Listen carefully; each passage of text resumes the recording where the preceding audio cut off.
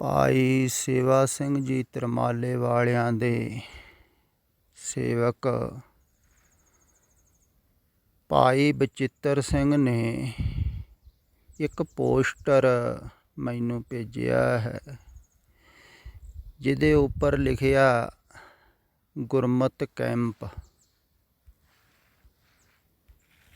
ਥੱਲੇ ਦਿਨ ਲਿਖੇ ਹੋਏ ਹਨ, 3 ਕਿ 4 ਹਨ।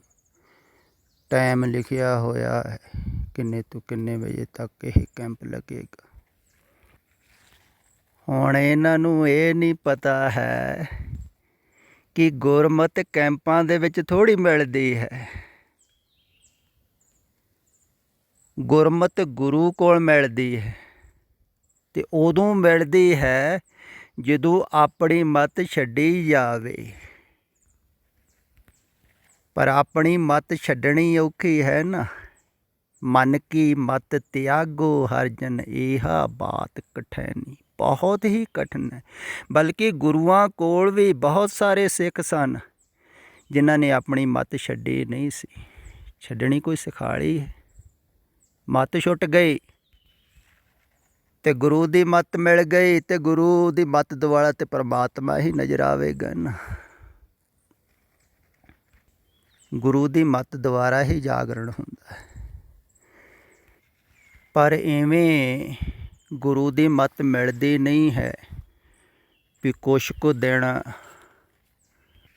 ਉਹਦੇ ਵਿੱਚ ਵੀ ਕੁਛ ਕੁ ਸਮਾਂ ਵਿਚਾਰਾਂ ਕਰ ਲਈਏ ਜਾਂ ਸੁਣ ਲਈਏ। ਕਈ ਗੁਰਮਤਿ ਸਮਾਗਮ ਕਰਾਉਂਦੇ ਹਨ। ਹੁਣ ਸਮਾਗਮਾਂ ਦੇ ਵਿੱਚ ਥੋੜ੍ਹੀ ਗੁਰਮਤਿ ਮਿਲਦੀ ਹੈ। ਘਰ ਜਾ ਕੇ ਆਦਮੀ ਫਿਰ ਉੱਦਾਂ ਦਾ ਹੀ ਹੁੰਦਾ।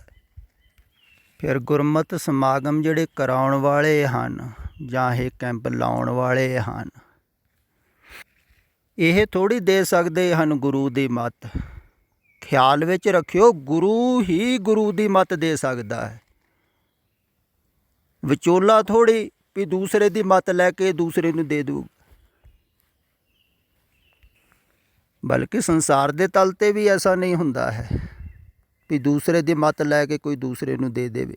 ਫਿਰ ਵੀ ਆਪਣਾ ਕਾਲਾ ਮਾਲਾ ਵਿੱਚ ਕਰਦਾ ਹੀ ਹੈ। ਪਰ ਅਧਿਆਤਮਿਕ ਤਲ 'ਤੇ ਥੋੜ੍ਹੀ।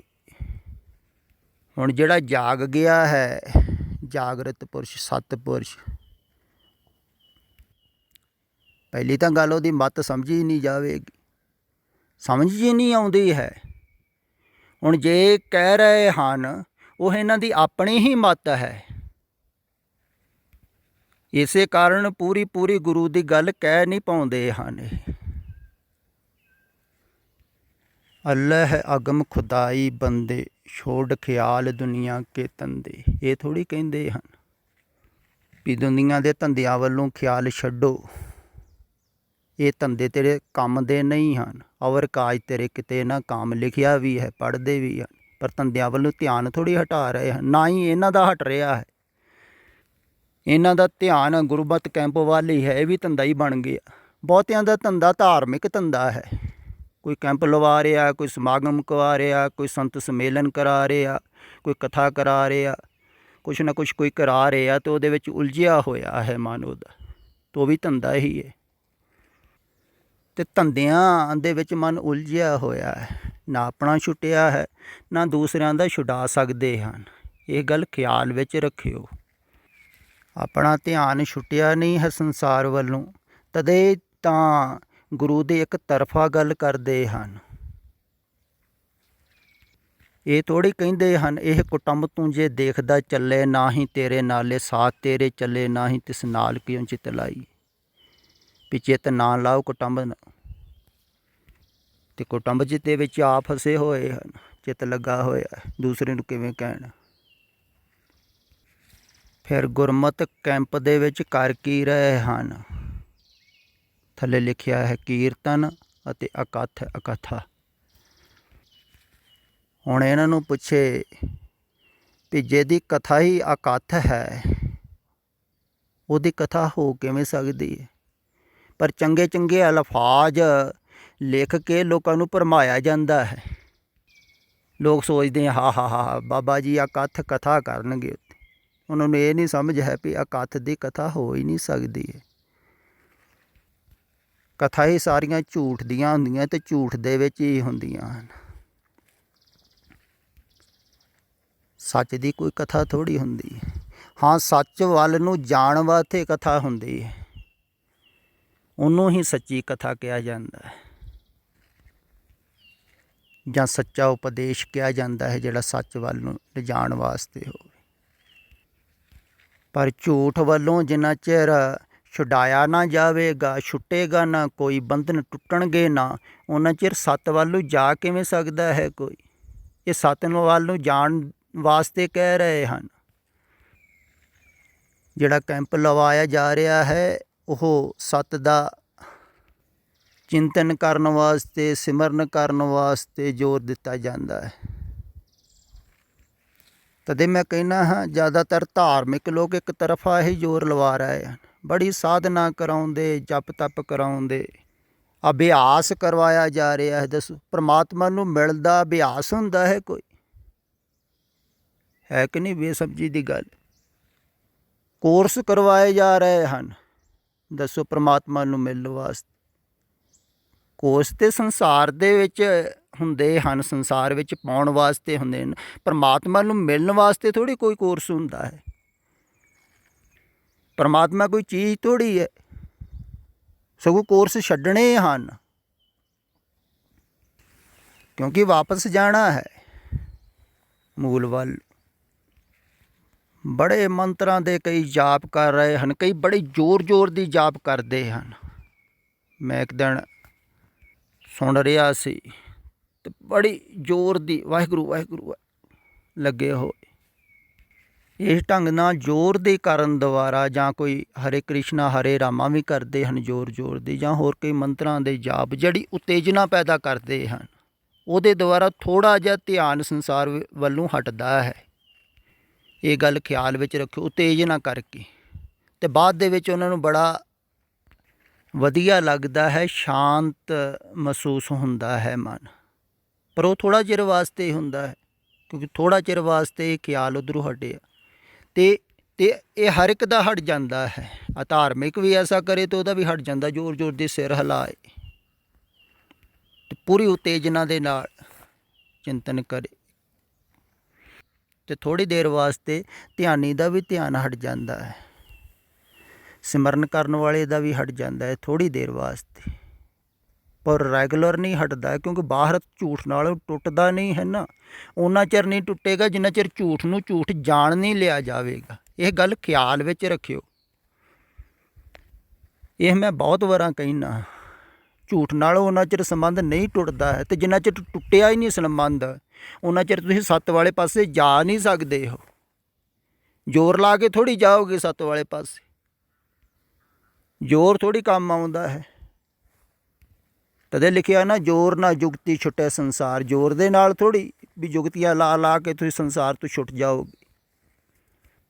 ਨਹੀਂ, ਸੰਸਾਰ ਨੂੰ ਪਹਿਲਾਂ ਵਾਸਤਵਿਕ ਦੇਖਣਾ ਪਵੇਗਾ, ਉਹਦਾ ਰੂਪ ਵੀ ਝੂਠ ਹੈ। ਅਤੇ ਸੰਸਾਰ ਦਾ ਵਾਸਤਵਿਕ ਸਰੂਪ ਦੱਸਣ ਵਾਸਤੇ ਹੀ ਸਤਿਪੁਰਖ ਆਉਂਦੇ ਹਨ, ਸਤਿਗੁਰੂ ਆਉਂਦੇ ਹਨ।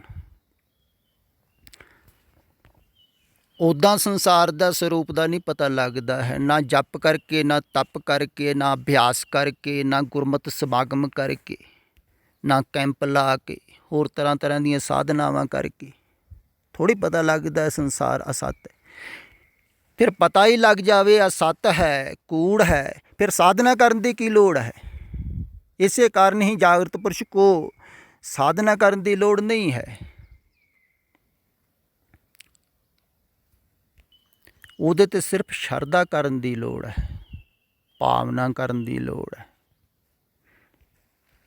ਅਤੇ ਜਦੋਂ ਸਤਿਪੁਰਸ਼ ਕੋਈ ਨਾ ਹੋਵੇ, ਉਦੋਂ ਸਾਧਨਾ ਕਰਨ ਦੀ ਲੋੜ ਹੁੰਦੀ ਹੈ। ਅਤੇ ਸਾਧਨਾ ਕਰਕੇ ਵੀ ਨਹੀਂ ਜਾਣੇ ਜਾਂਦਾ ਵੀ ਇਹ ਝੂਠ ਹੈ, ਅਸੱਤ ਹੈ।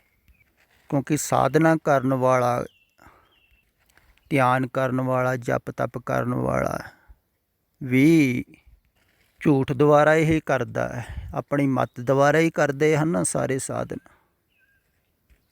ਅਤੇ ਇਹ ਮੱਤ ਹਾਂ ਨੂੰ ਹੀ ਮਜ਼ਬੂਤ ਕਰ ਦਿੰਦੀ ਹੈ ਵੀ ਮੈਂ ਸਾਧਕ ਬਣ ਗਿਆ, ਮੈਂ ਅਭਿਆਸੀ ਬਣ ਗਿਆ, ਮੈਂ ਧਾਰਮਿਕ ਬਣ ਗਿਆ। ਇਸੇ ਕਾਰਨ ਹੀ ਦੂਸਰਿਆਂ 'ਤੇ ਨਫ਼ਰਤ ਹੁੰਦੀ ਹੈ ਧਾਰਮਿਕ ਵਿਅਕਤੀ ਨੂੰ। ਫਿਰ ਜਿੰਨਾ ਚਿਰ ਆਪਣਾ ਛੁਟਕਾਰਾ ਨਹੀਂ ਹੋਇਆ ਹੈ ਝੂਠ ਵੱਲੋਂ, ਨਿਰਲੇਪ ਨਹੀਂ ਹੋਇਆ ਹੈ, ਮੁਕਤ ਨਹੀਂ ਹੋਇਆ ਹੈ, ਉਹਨਾਂ ਚਿਰ ਦੂਸਰੇ ਨੂੰ ਕਰ ਨਹੀਂ ਸਕਦਾ ਹੈ। ਇਹ ਵੀ ਗੱਲ ਖਿਆਲ ਵਿੱਚ ਰੱਖਿਓ। ਜਿਵੇਂ ਇਹ ਵੀ ਆਪਣੇ ਆਪ ਨੂੰ ਸਟੂਡੈਂਟ ਦੱਸਦੇ ਹਨ, ਗੁਰਦੁਆਰਾ ਪ੍ਰਭ ਮਿਲਣੇ ਕਾ ਚਾਉ ਦੇ ਵਿਦਿਆਰਥੀ। ਹੁਣ ਜਿਹੜਾ ਆਪ ਵਿਦਿਆਰਥੀ ਹੈ ਉਹ ਦੂਸਰੇ ਨੂੰ ਕਿਵੇਂ ਛਡਾਵੇਗਾ? ਭਾਵੇਂ ਕੋਈ ਜਾਗਣ ਦੇ ਆਖਰੀ ਸਿਖਰ ਤੱਕ ਵੀ ਪਹੁੰਚ ਗਿਆ ਹੈ, ਇਹ ਪੂਰਾ ਨਹੀਂ ਜਾਗਿਆ ਹੈ, ਤਾਂ ਵੀ ਦੂਸਰੇ ਨੂੰ ਨਹੀਂ ਜਗਾ ਸਕਦਾ ਹੈ। ਜਿਵੇਂ ਕੋਈ ਰਾਤ ਦੇ ਸੁਪਨੇ 'ਚੋਂ ਬਾਹਰ ਨਹੀਂ ਆ ਗਿਆ ਹੈ, ਬਾਹਰ ਆ ਕੇ ਹੀ ਕਹੂਗਾ ਨਾ ਸੁਪਨਾ ਹੈ ਰਾਤ ਦਾ ਮੈਂ ਦੇਖਿਆ ਹੋਇਆ। ਭਾਵੇਂ ਸੁਪਨੇ ਦੇ ਵਿੱਚ ਜਾਗਣ ਦੀ ਵੀ ਕੋਸ਼ਿਸ਼ ਕਰ ਰਿਹਾ ਹੈ, ਤਾਂ ਵੀ ਸੁਪਨੇ 'ਚ ਹੀ ਹੈ ਨਾ। ਅਤੇ ਦੂਸਰਾ ਉਹਦੇ ਕੋਲ ਪਿਆ ਹੋਇਆ ਹੈ, ਹੋਰ ਸੁਪਨਾ ਦੇਖ ਰਿਹਾ ਹੈ, ਉਹਨੂੰ ਕਿਵੇਂ ਜਗਾ ਸਕਦਾ ਹੈ ਜਿਹੜਾ ਸੁਪਨੇ 'ਚ ਹੈ? ਪਹਿਲਾਂ ਜਾਗ ਕੇ ਫਿਰ ਹੀ ਉਹਨੂੰ ਜਗਾਊਗਾ ਨਾ ਵੀ ਮੈਂ ਵੀ ਸੁਪਨੇ 'ਚ ਪਿਆ ਸੀ, ਤੂੰ ਵੀ ਸੁਪਨੇ 'ਚ ਪਿਆ, ਚੱਲ ਆ ਬਾਹਰ। ਅਤੇ ਜਿਹੜੇ ਵਿਦਿਆਰਥੀ ਹਨ, ਅਭਿਆਸੀ ਹਨ, ਅਭਿਆਸ ਕਰ ਰਹੇ ਹਨ, ਸਾਧਕ ਹਨ, ਠੀਕ ਹੈ, ਬਹੁਤ ਵਧੀਆ ਹੈ, ਸਾਧਨਾ ਕਰੋ, ਧਿਆਨ ਕਰੋ, ਜਪ ਤਪ ਕਰੋ। ਕਰ ਕਰਕੇ ਤੁਹਾਨੂੰ ਪਤਾ ਲੱਗੂਗਾ ਕਰ ਕਰਕੇ ਪਰਮਾਤਮਾ ਨਹੀਂ ਮਿਲਦਾ, ਪਰ ਕਰ ਕਰਕੇ ਆਪ ਤੁਸੀਂ ਉਲਝ ਰਹੇ ਹੋ, ਦੂਸਰਿਆਂ ਨੂੰ ਨਾ ਉਲਝਾਓ ਕਰਨ ਵਿੱਚ, ਕਿਉਂਕਿ ਕਰ ਕਰਕੇ ਪਰਮਾਤਮਾ ਨਹੀਂ ਮਿਲਦਾ। ਪਰਮਾਤਮਾ ਨੂੰ ਪਾਉਣ ਵਾਸਤੇ ਕੁਛ ਕਰਨ ਦੀ ਲੋੜ ਨਹੀਂ, ਕਿਉਂਕਿ ਪਰਮਾਤਮਾ ਦੂਸਰਾ ਨਹੀਂ ਹੈ। ਦੂਸਰੀ ਚੀਜ਼ ਨੂੰ ਪਾਉਣ ਵਾਸਤੇ ਕੁਛ ਕਰਨ ਦੀ ਲੋੜ ਹੈ, ਸੰਸਾਰ ਨੂੰ ਪਾਉਣ ਵਾਸਤੇ ਕੁਛ ਕਰਨ ਦੀ ਲੋੜ ਹੈ, ਫਿਰ ਛੱਡਣ ਵਾਸਤੇ ਵੀ ਕੁਛ ਕਰਨ ਦੀ ਲੋੜ ਹੈ, ਕਿਉਂਕਿ ਸੰਸਾਰ ਪਰ ਹੈ, ਪਰਮਾਤਮਾ ਗਵਾਇਆ ਨਹੀਂ। ਤੁਸੀਂ ਸੰਸਾਰ ਫੜ ਲਿਆ ਹੈ ਨਾ, ਅਤੇ ਸੰਸਾਰ ਦੀ ਪਕੜ ਛੱਡਣ ਵਾਸਤੇ ਕੁਛ ਕਰਨਾ ਹੈ, ਪਰ ਤੁਸੀਂ ਪਰਮਾਤਮਾ ਨੂੰ ਪਾਉਣ ਵਾਸਤੇ ਮਿਹਨਤ ਕਰ ਰਹੇ ਹੋ, ਸੰਸਾਰ ਦੀ ਪਕੜ ਨਹੀਂ ਛੱਡ ਰਹੇ ਹੋ। ਅਤੇ ਜਿੰਨਾ ਵੀ ਜਪ ਤਪ ਹੈ, ਸਾਧਨਾ ਹੈ, ਧਿਆਨ ਹੈ, ਵਿਧੀਆਂ ਹਨ, ਸਾਰੀਆਂ ਝੂਠ ਨੂੰ ਛਡਾਉਣ ਵਾਸਤੇ ਹਨ, ਝੂਠ ਵੱਲੋਂ ਧਿਆਨ ਹਟਾਉਣ ਵਾਸਤੇ, ਪਕੜ ਛੱਡਣ ਵਾਸਤੇ, ਜਾਂ ਜਿਹੜੇ ਸੁਰਤ ਦੇ ਬੰਧਨ ਹਨ ਉਹਨਾਂ ਨੂੰ ਤੋੜਨ ਵਾਸਤੇ, ਤਾਂ ਕਿ ਟੁੱਟ ਜਾਣ ਅਤੇ ਸਾਡੀ ਜੀਵਨ ਰੂਪੀ ਨਈਆ ਪਰਮਾਤਮਾ ਵੱਲ ਨੂੰ ਰੁੜ ਤੁਰੇ। ਆਪਣੇ ਆਪ ਹੀ ਬਹਿ ਤੁਰਦੀ ਹੈ। ਫਿਰ ਅਗਰ ਪਿਛਲੋਂ ਰੱਸੇ ਵੱਢ ਦਿੱਤੇ ਜਾਣ, ਤੋੜ ਦਿੱਤੇ ਜਾਣ ਨਾ, ਤਾਂ ਦਰਿਆ ਦੇ ਵਿੱਚ ਹੜ ਜਾਂਦੀ ਹੈ ਬੇੜੀ, ਅਥਾਹ ਸਾਗਰ ਦੇ ਵਿੱਚ। ਪਰ ਪਿੱਛੋਂ ਬੰਧਨ ਤੋੜਨੇ ਕਠਿਨ ਹਨ, ਅਤੇ ਜਿਹਦੇ ਟੁੱਟੇ ਨਹੀਂ ਹਨ ਉਹ ਕਹਿ ਨਹੀਂ ਸਕਦਾ, ਤੋੜ ਨਹੀਂ ਸਕਦਾ। ਜਿਹੜਾ ਦੁਨੀਆ ਤੋਂ ਪ੍ਰਭਾਵਿਤ ਹੋ ਰਿਹਾ ਹੈ, ਸੰਸਾਰ ਤੋਂ, ਉਹਦੇ ਬੰਧਨ ਟੁੱਟੇ ਨਹੀਂ ਹਨ, ਉਹ ਨਿਰਲੇਪ ਨਹੀਂ ਹੋਇਆ ਹੈ। ਜਿਹੜਾ ਆਪ ਨਹੀਂ ਨਿਰਲੇਪ ਹੋਇਆ, ਸੰਸਾਰ ਤੋਂ ਪ੍ਰਭਾਵਿਤ ਹੋ ਰਿਹਾ ਹੈ, ਦੂਸਰੇ ਨੂੰ ਨਿਰਲੇਪ ਕਰ ਨਹੀਂ ਸਕਦਾ ਹੈ। ਅਤੇ ਪ੍ਰਭਾਵਿਤ ਤਾਂ ਹੋ ਹੀ ਰਹੇ ਹਨ, ਮੇਰੀਆਂ ਗੱਲਾਂ ਨਾਲ ਵੀ ਪ੍ਰਭਾਵਿਤ ਹੋ ਜਾਂਦੇ ਹਨ। ਇਹਨਾਂ ਨੂੰ ਲੱਗਦਾ ਸਾਡੇ ਮਹਾਂਪੁਰਖਾਂ ਦੇ ਵਰਖਲਾਫ ਬੋਲਿਆ, ਨਹੀਂ, ਵਰਖਲਾਫ ਨਹੀਂ ਬੋਲ ਰਿਹਾ ਹਾਂ ਮੈਂ ਕਿਸੇ ਦੇ, ਮੈਂ ਜੋ ਵਾਸਤਵਿਕ ਹੈ ਨਾ ਆਪਣੀ ਗੱਲ ਉਹ ਕਹਿ ਰਿਹਾ ਹਾਂ। ਮੈਨੂੰ ਕਿਸੇ ਮਹਾਂਪੁਰਸ਼ ਨਾਲ ਕੋਈ ਲੈਣਾ ਦੇਣਾ ਨਹੀਂ ਹੈ, ਜਿਹੜੇ ਹੋ ਚੁੱਕੇ ਹਨ ਹੋ ਚੁੱਕੇ ਹਨ, ਪਰ ਜਿਹੜੇ ਸਾਹਮਣੇ ਹਨ ਮਹਾਂਪੁਰਸ਼, ਮੈਂ ਉਹਨਾਂ ਵਾਸਤੇ ਬੋਲ ਰਿਹਾ ਵੀ ਉਹ ਬਾਹਰ ਸੰਸਾਰ 'ਚੋਂ ਨਿਕਲ ਆਉਣ। ਅਤੇ ਸੰਸਾਰ 'ਚੋਂ ਉਦੋਂ ਹੀ ਬਾਹਰ ਨਿਕਲੋਗੇ ਜਦੋਂ ਜਾਣ ਲਓਗੇ ਇਹ ਅਸੱਤ ਹੈ, ਝੂਠ ਹੈ। ਜਾਣੋਗੇ ਉਦੋਂ ਹੀ ਜਦੋਂ ਭਰੋਸਾ ਕਰੋਗੇ, ਸ਼ਰਧਾ ਕਰੋਗੇ ਕਿ ਇਹ ਜੋ ਕਹਿ ਰਿਹਾ ਹੈ ਪ੍ਰਭੂ ਦਾ ਦਾਸ, ਇਹ ਠੀਕ ਹੈ। ਪੂਰਨ 100% ਜਦੋਂ ਭਰੋਸਾ ਹੋਵੇਗਾ, ਸ਼ਰਧਾ ਹੋਵੇਗੀ। ਜਿਵੇਂ ਕੰਕੜ ਪੱਥਰ ਕਿਸੇ ਨੇ ਗੀਸਿਆਂ ਦੇ ਵਿੱਚ ਭਰੇ ਹੋਣ ਤਾਂ ਉਹਨਾਂ ਨੂੰ ਹੀਰੇ ਸਮਝੀ ਜਾਵੇ, ਮੋਤੀ ਸਮਝੀ ਜਾਵੇ, ਅਤੇ ਸੰਭਾਲ ਕੇ ਰੱਖੀ ਜਾਵੇ।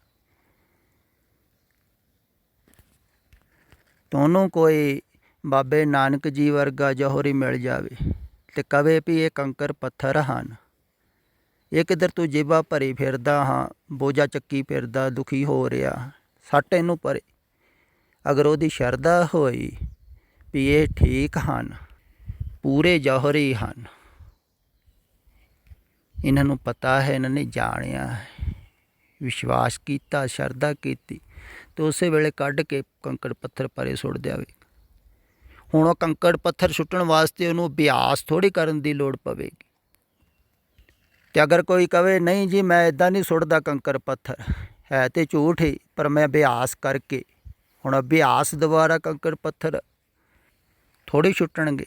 ਹਾਂ, ਜੌਹਰੀਆਂ ਦੀ ਸੰਗਤ ਕਰ ਕਰਕੇ ਫਿਰ ਉਹਨੂੰ ਪਤਾ ਲੱਗ ਸਕਦਾ ਹੈ ਵੀ ਇਹ ਕੰਕਰ ਪੱਥਰ ਹਨ।